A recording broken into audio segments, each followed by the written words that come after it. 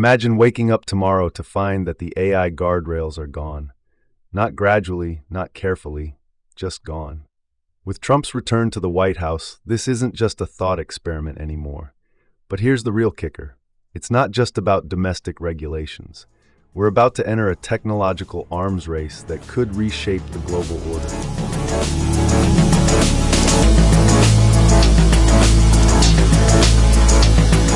Hello, my brilliant neural networks. Theodore here, and today we're diving into a story that's sending shockwaves through the tech world. Trump's return to the White House isn't just another political shift. It's potentially the biggest shakeup in AI development since ChatGPT hit the scene. Our experts are here to help us understand what happens when regulations come off and the tech gloves come off with China. Trust me, you'll want to stick around for this one.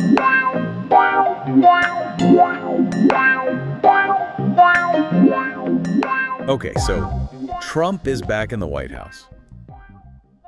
I was just getting used to saying President Harris's. Yeah. But anyway, you sent over a whole bunch of articles I did. about what a second Trump term might mean for regulations. Yep. And let's just say some folks are a little freaked out. Yeah, I can see why. So today we're going to dive into these articles Awesome. and try to figure out what's real and what's hype, Right. separate the signal from the noise. Love it. Because there's a lot of noise out there, For sure. especially in banking and finance. Yeah. Those industries are definitely on edge. The political landscape has shifted dramatically, and with Trump's return to the White House, we're looking at a potential earthquake in AI regulation. Let me break down what our experts are seeing, and then I'll hand it over to them for the deeper dive into what this all means for technology, finance, and our future.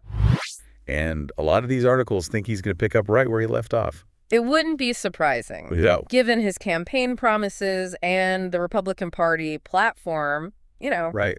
it explicitly calls for cutting back regulations. Cutting back what they see is... Regulations from the Biden administration. Right, so it's like a regulatory roller coaster. Yokel up. Round two.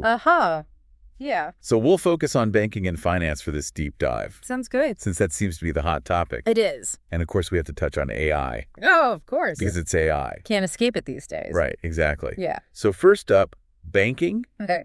One article from Banking Dive is predicting major upheaval Oh, wow. in the financial world. That's dramatic. It is a little dramatic. Yeah. But what are they actually saying? Well, one of their big predictions is that the proposed hike in capital requirements for big banks, Right. that's probably dead. Okay, so this was a key thing under Biden, right? Yeah. Pushing banks to hold more capital. Yep, as a buffer against risk, Right. like a cushion.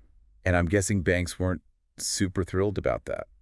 Not really, no. They generally prefer to operate with less capital. Right, because then they have more money. Exactly, more money for Right. lending. And potentially more profits. Right.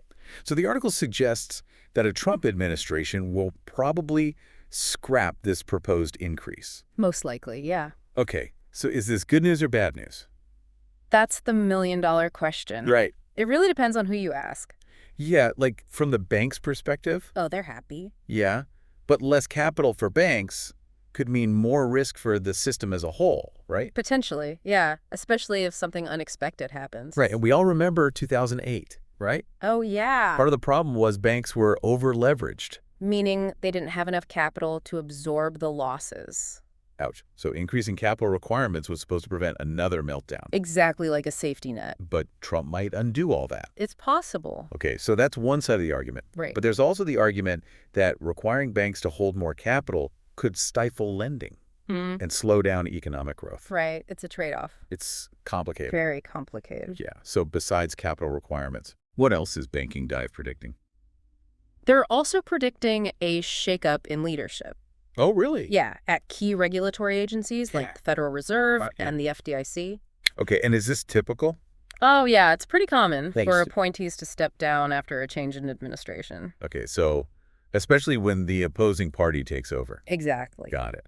So any big names we should know about? The article mentions Michael Barr, Okay. the Fed's vice chair for supervision, and Rohit Chopra, Okay. the director of the Consumer Financial Protection Bureau. Or CFPB. Yep.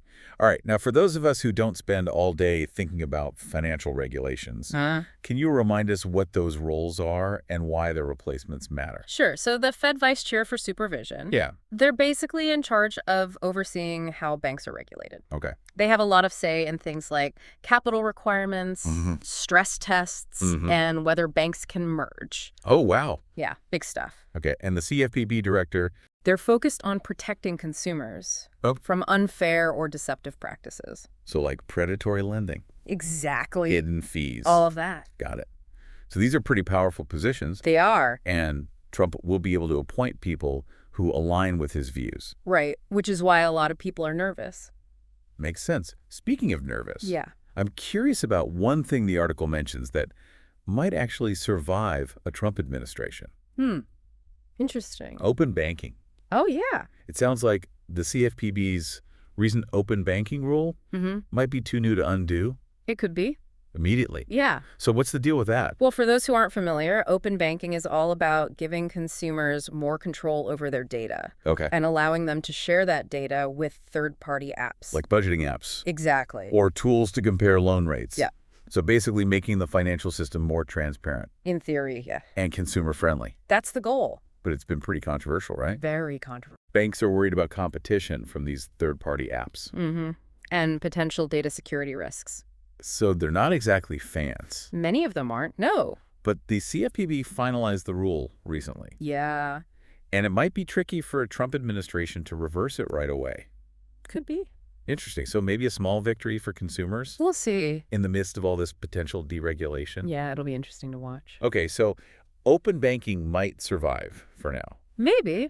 But let's move on to another article. Okay. This one from Payments Dive. All right. And this one focuses on how a second Trump term might impact the way we all pay for things, Oh, interesting. which feels a little more relatable than capital requirements. Yeah, definitely hits closer to home. Right, because capital requirements are kind of abstract. Very. But this is about our wallets. Yeah, the stuff we use every day. So what does Payments Dive have to say? Their main takeaway is that we can expect a less aggressive CFPB under Trump, Okay, less aggressive CFPB. which could have implications for things like buy now, pay later. BNPL. Yep. And earned wage access. EWA. Okay, remind me what those are again. Sure. I feel like I see ads for BNPL everywhere these days. Yeah, it's everywhere. So BNPL is It's a basically... way to split up purchases into smaller installments, Okay. usually interest-free. Oh, interesting. Yeah, it's become super popular. Especially with younger consumers. They love it. Okay. And earned wage access. That allows employees to access their wages Okay. before payday. Oh, so they don't have to wait. Exactly. I remember reading that the CFPB has been cracking down on these They have. because they're worried about people getting trapped in debt Right. They're concerned about predatory lending practices. with both BNPL and EWA. Yep. So a less aggressive CFPB under Trump could mean less scrutiny Potentially. and a more permissive environment for these products. It's possible. So potentially less protection for consumers. Yeah, it's a concern. But I guess there are other factors too, right? Oh, absolutely. Like state-level regulations, industry self-regulation. Right. It's not just the CFPB. But the CFPB is a key player, For sure. and a change in leadership could shift things. Definitely. Okay, so Payments Dive is predicting a less active CFPB. Anything else in that article that stands out? They also highlight Trump's campaign proposal Okay. to cap credit card interest rates. Oh, wow. Right. 10%? 10%. Temporarily. That's pretty bold, It is. especially from a party that usually favors free markets. Right. It's an interesting twist. So what's driving that proposal? Well, it seems to be a response to concerns about rising consumer debt and the burden of high interest rates. Okay. And it's worth noting that J.D. Vance, The new VP. yeah, he's been a vocal critic of the credit card industry Really? and has supported legislation to increase competition. Wow. So maybe we're seeing a shift in the Republican approach Possible. to consumer finance Or maybe it's just a strategic move. to appeal to voters. Yeah, who are struggling. All right, let's shift gears now and talk about AI.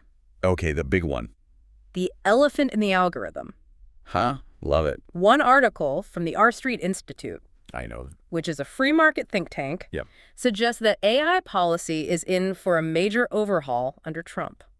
Interesting. What's their take on this? Well, they highlight a few key areas where we can expect changes. Like what? One is what they call woke AI, Woke AI. Yep. Okay, that's a new one for me. It's a new term. Can you unpack that a bit? Sure. What are they actually concerned about? All right, let's cut through the noise about what's really happening with AI under Trump. We're not just talking about tweaks to the system. We're looking at a fundamental shift in how America approaches artificial intelligence. And trust me, this affects everything from your smartphone to national security. Let me hand it back to our experts to break down the specifics.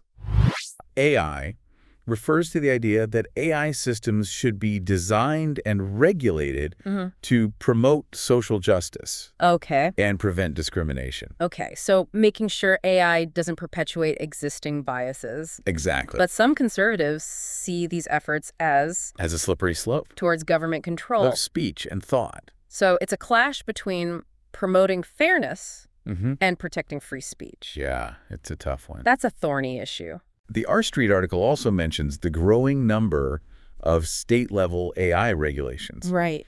and the question of whether the federal government will step in. So create a national framework. Why is that such a big deal? Well, it's a big deal for businesses because they hate dealing with the patchwork of different rules. Right. Different rules in every state. It creates a lot of uncertainty. That makes it hard to operate. Yeah, it can stifle innovation. So a national framework would streamline things, It would. make it easier for businesses to operate. Across state lines. But would that mean less protection for consumers? It's possible. Oh, so?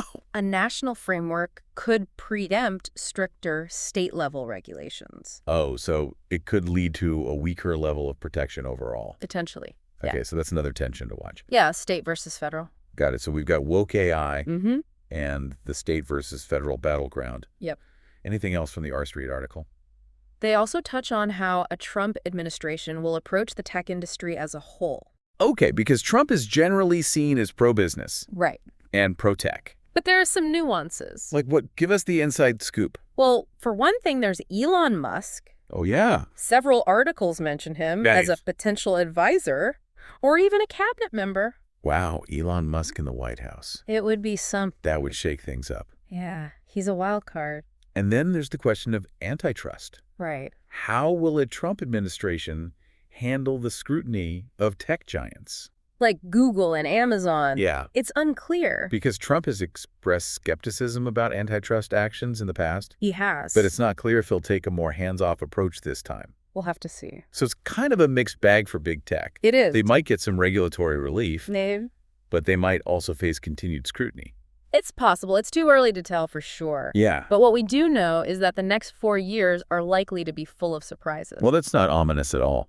I think we need a moment to process all of this. Agreed. But we'll be back soon to explore the global implications of a second Trump term. Sounds good. Because what happens in the U.S. doesn't stay in the U.S. Right. Not in today's world. That's for sure. The U.S. has a big impact on the global scene. Right. So let's zoom out a bit. Okay. Take a look at the international stage. Global perspective. One thing that several of these articles highlight is the potential for more trade tensions, Well, yeah. especially between the U.S. and China. Definitely a concern. It's like we might be in for a sequel Oh. to the trade wars of Trump's first term. A trade war sequel. And those tariffs on Chinese goods. Yeah.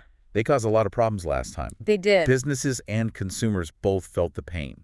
On both sides. Exactly. Tariffs can really mess things up, They can. drive up prices, disrupt supply chain. And ultimately hurt economic growth. Right. So why would Trump risk another trade war? Especially when the global economy is already facing so many challenges. That's a good question. Like, we've got inflation, we've got supply chain issues. Right. The war in Ukraine is still going on. It's a lot. So why add more fuel to the fire? Well, from Trump's perspective, Yeah, China is a threat a threat door. to U.S. economic and national security. Okay. He's argued that China engages in unfair trade practices. So from his point of view, tariffs are a way to protect American interests. Exactly, to level the playing field. But critics say tariffs backfire, They often do. cause more harm than good. It's a blunt instrument. So it's unclear what Trump will do. Yeah, we'll have to wait and see. He might take a more cautious approach this time, Hopeful. or he might double down. On his previous strategy. Let's hope it's the former. Agreed. Another theme that comes up in these articles is the idea of a technological arms race, Oh, yeah. especially between the U.S. and China. It's like a new Cold War. Right. Instead of nukes, it's all about AI. And quantum computing. Exactly. About who has the most advanced technology. And both the U.S. and China. Yeah. They see leadership in these areas as essential Essential to. to their economic competitiveness and national security. It's a high-stakes game. It sounds like it. Very high stakes. So what are some of the specific moves we might see in this arms race? Well, one article predicts stricter export controls on AI technology. Okay, under a Trump administration. Right. The idea is to prevent China from accessing sensitive technologies. So basically trying to keep China from catching up. In a way, yes. But won't that just increase tensions? It could. And make it harder to cooperate? On other global challenges. Right, like climate change, Exactly. pandemics, things like that. Global problems require global solutions. And that requires working together. It does. So it's a tricky balance. Very tricky. Okay, so we've got trade tensions. Yeah. A tech arms race brewing.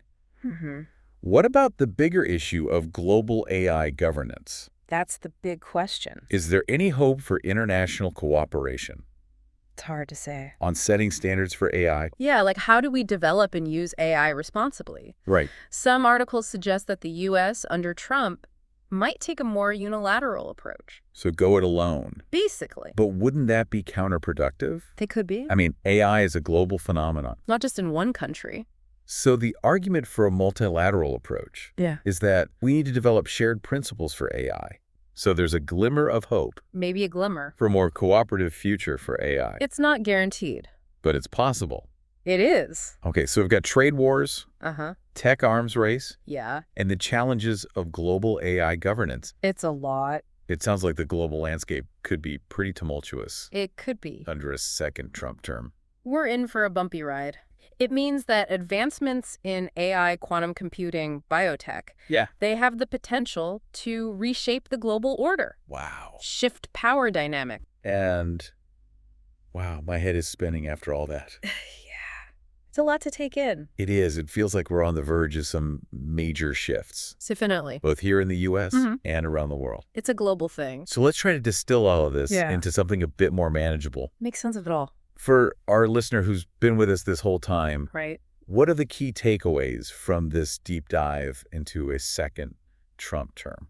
Well, I think the overarching theme is uncertainty. Okay, uncertain. Yeah, potential disruption. Right. Trump's first term was all about deregulation. Especially in finance. Right. And a lot of experts think he'll continue down that path. It's likely. Some more deregulation, Potent- which could mean less oversight of banks, more freedom for fintech companies. Like those BNPL companies we talked about. Right, and maybe less protection for consumers. It's possible. But it's not a guarantee, right? No, not all. There are other factors at play. Like Congress, The courts. even industry self-regulation. So it's not a free-for-all? Not necessarily. Okay, good to know. Yeah, it'll be interesting to see how it all shakes out. Speaking of shaking things up, Yeah.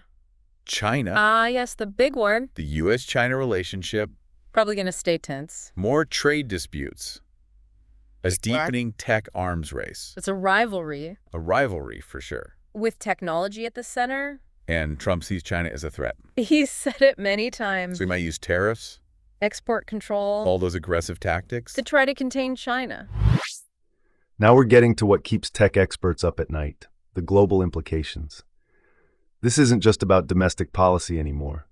We're entering what might be the most significant technological competition in human history. The U.S.-China tech rivalry is about to kick into overdrive, and here's why that matters for everyone. So more economic turbulence, Maybe. more geopolitical maneuvering. Possible. Not exactly a recipe for a peaceful world. No, but it's the reality we're facing. Okay, and then there's AI. The wild card. We're just starting to understand AI, Still early days. but it's already changing the world. In so many ways. And we don't even know the best way to govern it yet. That's the challenge. Did we move fast and break things? Yeah. Or do we proceed with caution? Do we focus on national interests? Or international cooperation? It's a complex landscape. It is. But one thing is clear. What's that? AI is here to stay, It's not going away. and its impact will only grow.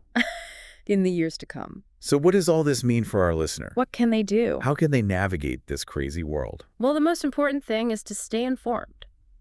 Pay attention to the news. Read from different sources. Don't be afraid to ask questions. Challenge assumptions. Critical thinking is key. Absolutely. Let me break this down into what it really means for you. Whether you're a developer, business owner, or just someone who uses AI-powered apps daily. These changes are going to reshape how we all interact with technology. And here's what you need to know to stay ahead of the curve. And we can all play a role in shaping the future. Through voting. Contacting our elected officials. Supporting organizations That are working to make things better. Exactly. We have a voice. We have power. Don't underestimate it. Well, on that note, I think we've reached the end of our deep dive.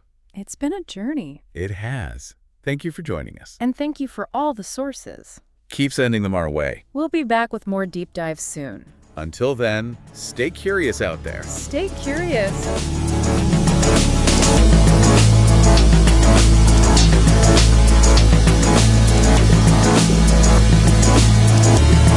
Well, my incredible information processors, we've covered a lot of ground today. From the potential dismantling of AI safeguards to a brewing technological Cold War with China, it's clear we're entering uncharted territory. But remember, whether you're excited about the innovation potential or concerned about the implications, staying informed is your best defense against uncertainty. Keep questioning, keep learning, and most importantly, keep that curiosity burning bright. This is Theodore, signing off until our next deep dive into tomorrow's world.